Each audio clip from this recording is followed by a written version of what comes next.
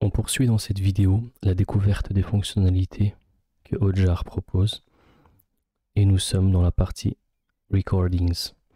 Dans cette partie-là, on va pouvoir visualiser les enregistrements des sessions de visite de vos visiteurs. Ça va nous permettre d'analyser en profondeur le comportement du visiteur sur notre site internet. Alors avant d'entrer dans le vif du sujet, regardons ce qui se passe dans le tableau de bord des sessions de recordings. Vous avez la possibilité de filtrer en termes de date, les 24 dernières heures, ou de sélectionner une plage de date, ou 7 jours, 15 jours, etc. Vous pouvez filtrer, encore une fois, comme on l'avait expliqué dans la vidéo précédente, les fonctionnalités, les options où vous avez un petit cadenas sur la gauche, ce sont des options payantes. Vous allez pouvoir bénéficier de tout ça en passant à un niveau supérieur. Comme par exemple, on va pouvoir filtrer en termes de technologie.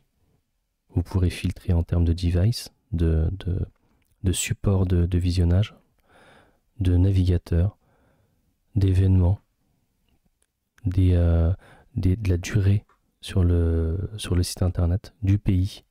Est-ce que c'est un utilisateur nouveau ou est-ce que c'est une personne qui est revenue sur votre site internet, etc.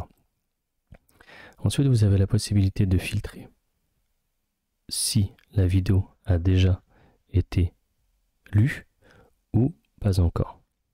Donc là, pour l'instant, par défaut, c'est All Recordings. Il n'y a pas de filtre. Et vous pouvez sélectionner la colonne, ou plutôt les colonnes que vous souhaitez voir apparaître sur votre affichage. Donc là, par défaut, vous voyez qu'on a si un événement a été highlighté ou pas. Donc la première, si vous l'avez lu ou pas encore. Relevance, c'est est-ce que c'est une session de visite qui peut être intéressante ou pas.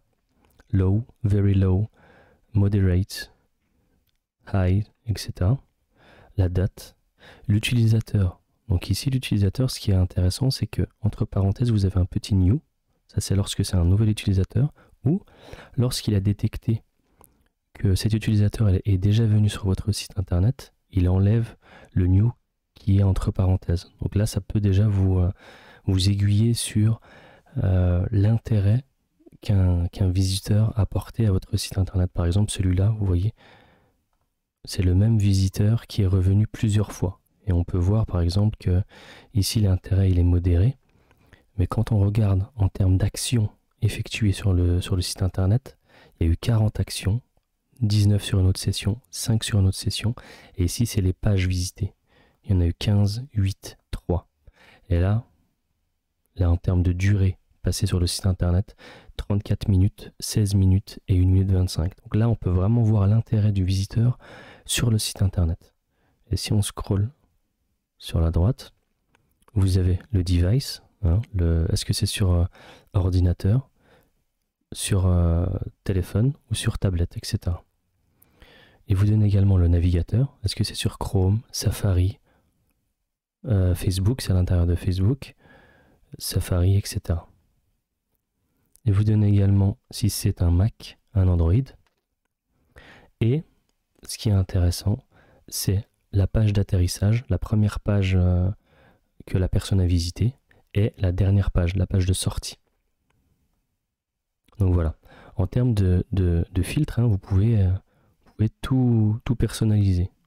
C'est-à-dire que si vous ne voulez pas les deux dernières colonnes, vous les désélectionnez. Vous voyez, puis ça s'enlève.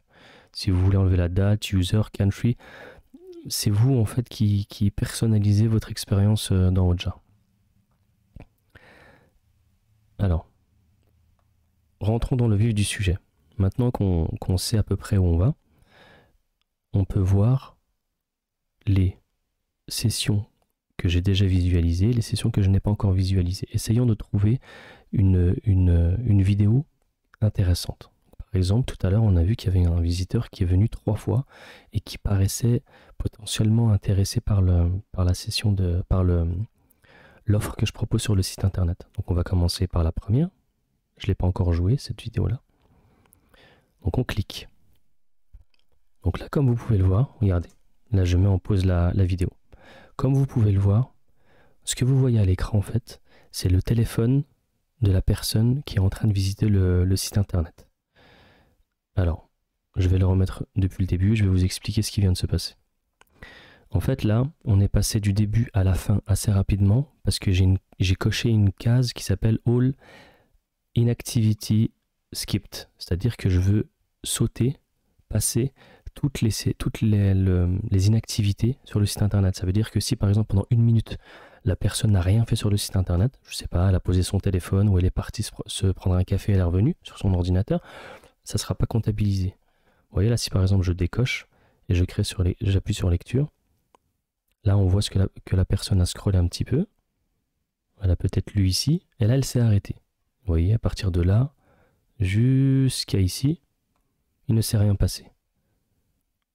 Et là elle reprend, elle est revenue au-dessus, elle est revenue sur la page d'accueil,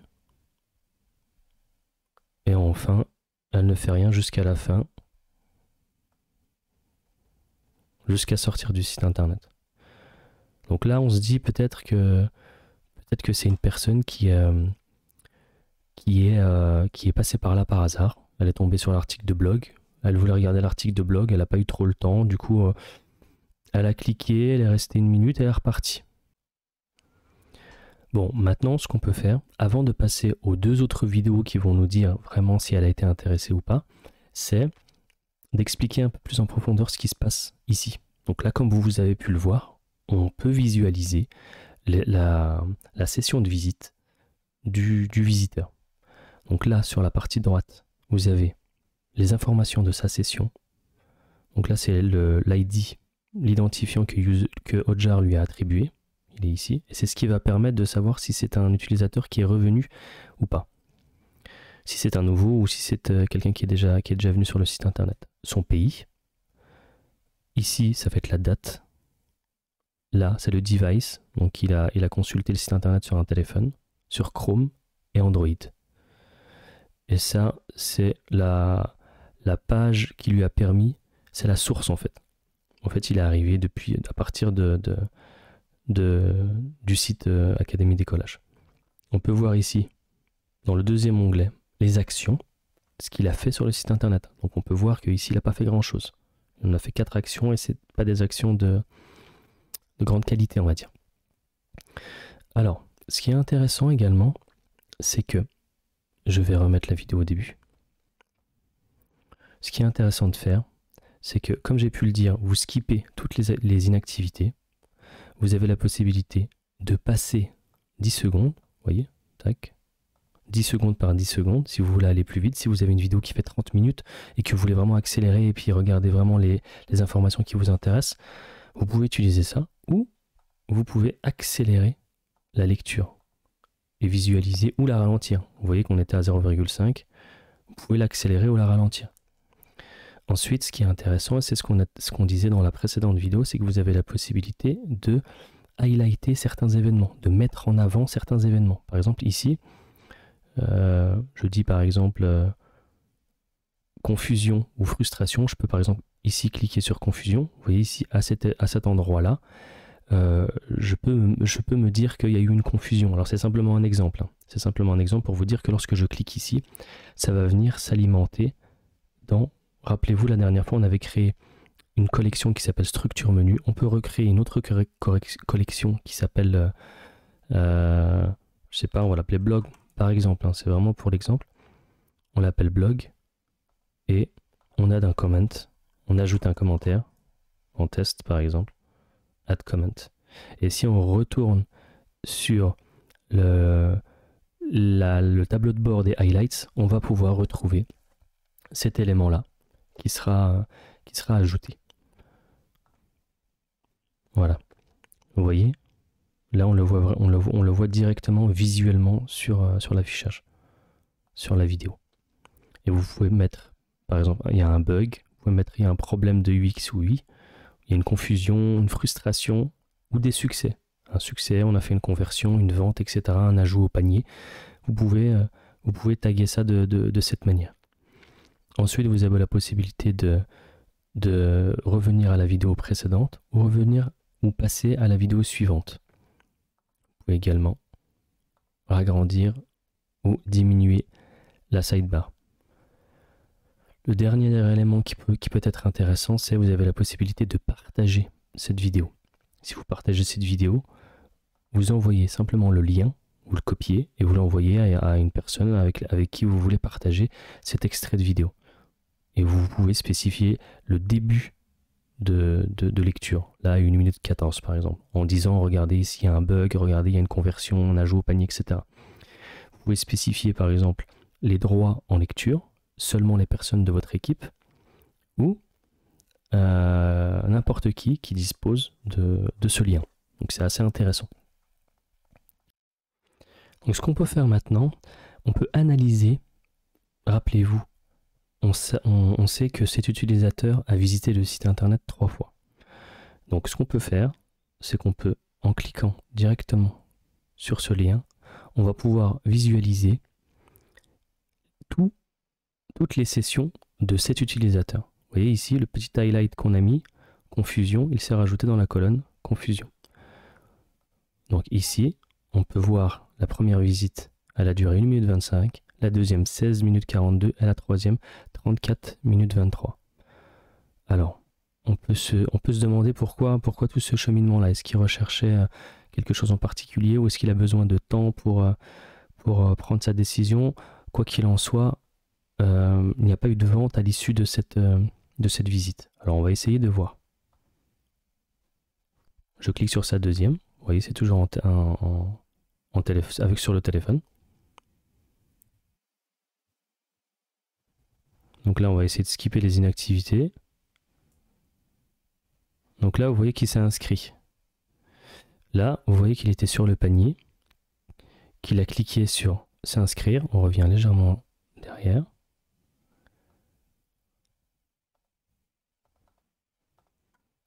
Il s'est inscrit et là, il est sur le panier. Là, il est revenu sur la page d'explication.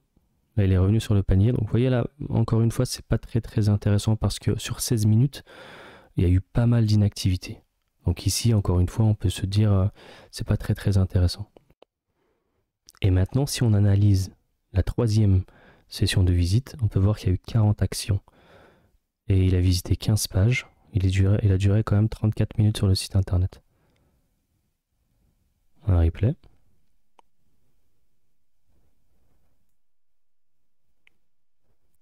Donc j'ai coché skipper les inactivités. Donc là on peut voir qu'il se balade sur le site internet. Il a encore ajouté au panier, encore une fois. Là il scrolle. Il revient sur la page de formation. Il retourne sur le panier.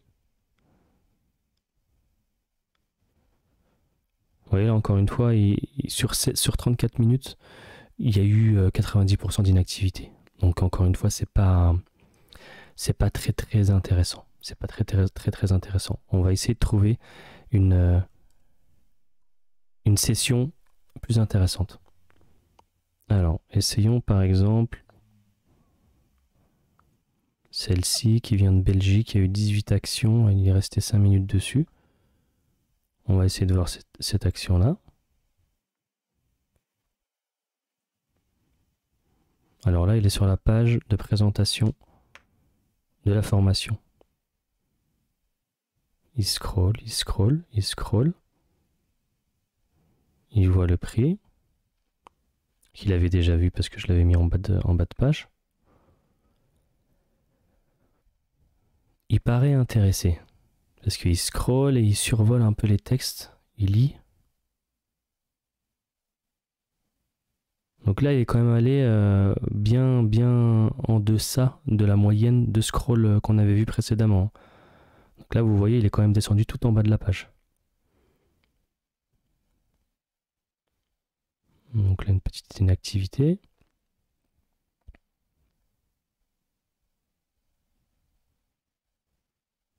Vous voyez, il cherche de l'information. Là, c'est la première phase, il est en train de chercher de l'information. Donc on peut se dire qu'il y a quand même un petit intérêt. On va essayer de trouver une autre session. Plutôt maintenant, au lieu de regarder un téléphone portable, on va essayer de regarder un ordinateur. On va essayer de regarder peut-être celle-ci qui vient du Maroc. Il est resté sur une page. Il est rentré par la page formation Figma. Il est ressorti sur la même page. On va simplement regarder ce qui s'est passé sur cette page-là. On play. Et on regarde ce qui se passe. Vous voyez là, on sait qu'il est sur Mac, Safari.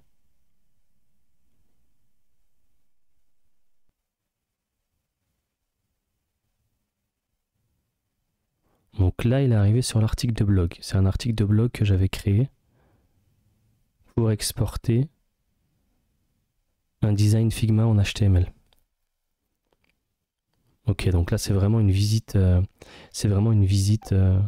d'instruction, on va dire. En train de chercher de l'information pour comment faire pour exporter le design sur Figma en HTML.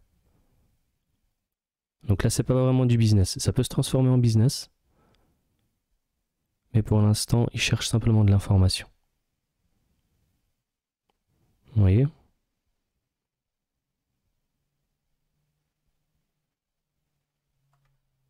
Très bien.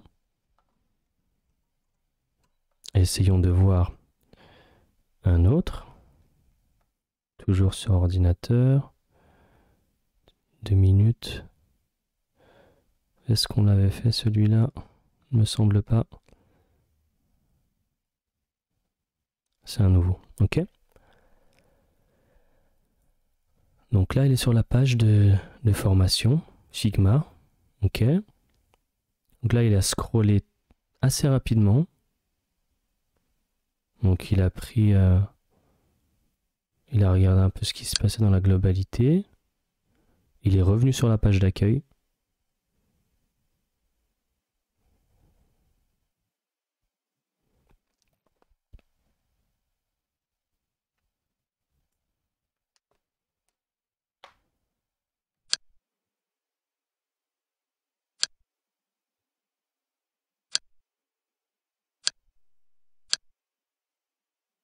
Il est reparti sur le blog.